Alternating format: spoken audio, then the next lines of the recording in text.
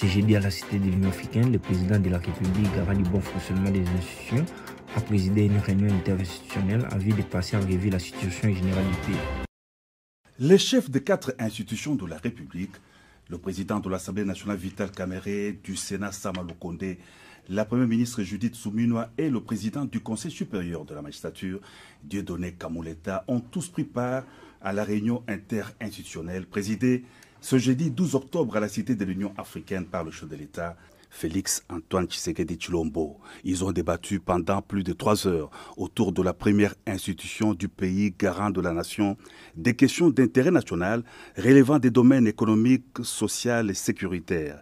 Le président de la Chambre basse du Parlement a fait le point de cette grande réunion. Le président de la République a donné des orientations dans tous les domaines de la vie économique et sociale de la vie de la nation. S'agissant de l'économie, le président de la République a souligné sa détermination à voir notre économie décoller, avec notamment la baisse du taux directeur de la Banque centrale. Et ceci va entraîner aussi la baisse du taux au niveau des banques commerciales, de telle sorte que notre économie soit concurrentielle et que les populations, surtout les plus démunies, puissent avoir un accès facile au crédit. Nous avons souligné aussi la question qui est déjà prise en charge au niveau du gouvernement, et ça c'est le président qui l'a rappelé, de voir les prix des biens de première nécessité baisser sur le terrain. Et cela en préservant la stabilité du cadre macroéconomique. Le président de la République a souligné aussi la nécessité d'avoir un système financier cohérent avec les objectifs du développement. Et pour cela, il a veillé à ce que tout le monde puisse comprendre que les réformes fiscales qui vont être amorcées de façon rapide, puisqu'elles avaient déjà commencé, accélérées, nous puissions avoir une fiscalité qui soit attrayante et qui crée le climat des affaires.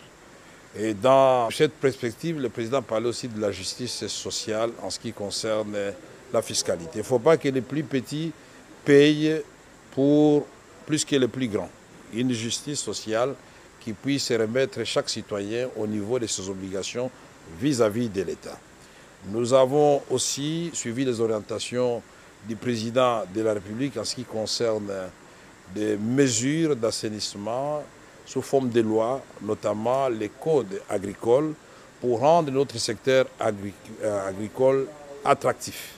Et ce code est déjà au Parlement, c'est-à-dire à l'Assemblée et au Sénat. Nous allons le retourner au gouvernement pour une lecture avec le nouveau gouvernement, et au niveau de l'Assemblée comme du Sénat, nous allons accélérer son adoption. Le social des Congolais, ça a été l'essentiel du message du président aujourd'hui et de ses orientations, puisque non seulement nous avons parlé du secteur de l'éducation, où il faut renforcer la gratuité de l'enseignement au niveau de l'école primaire, mais commencer déjà à penser, même si on ne doit pas le faire tout de suite, à ce que cette gratuité soit aussi appliquée au niveau du secondaire. Ceci veut dire qu'il faut parachever totalement la gratuité au niveau de l'enseignement primaire de notre pays. Et le président a souligné aussi le secteur de la santé, et avec notamment l'épidémie que nous connaissons aujourd'hui d'Mpox. Il faut non seulement la campagne de vaccination, de sensibilisation, et concernant les autres épidémies présentes et à venir, il a parlé de la prévention, qui est le bon système de santé.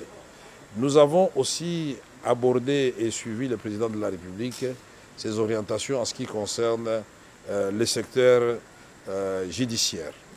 Là, le président voudrait absolument que les réformes du secteur de la justice soient parachevées de telle sorte que nous puissions avoir une justice équitable où, par exemple, parce qu'il y a certains abus qui ont été déplorés dans les domaines fonciers, en ce qui concerne l'acquisition de terres dans notre pays, en ce qui concerne la protection du titre de propriété, en ce qui concerne toutes les saisies qui sont faites au niveau des entreprises publiques et privées œuvrant dans notre pays. Toutes ces saisies-là, au niveau des la DGRAD, de la DGI doivent cesser parce qu'il y a une façon de résoudre le problème des gens qui doivent à l'État de l'argent sans tuer l'investissement qui est fait, puisque cela a des répercussions sur les Congolais. Le président a parlé, vous vous en doutez bien, de la sécurité à l'est de notre pays. La façon de mettre fin à cette guerre avec la montée en puissance de l'armée, mais aussi comment protéger nos populations et leurs biens en parlant de la police professionnelle que nous devons absolument encourager, dont nous devons encourager la mise en place. Et il a parlé aussi des autres poches d'insécurité, notamment avec le Mombondo, le conflit de l'Angola et l'Angola à Kisangani, l'autre rive à Lubunga. Et ici, de voies et moyens sont étudiés au niveau de toutes les institutions pour ramener la paix totale sur l'ensemble de notre territoire.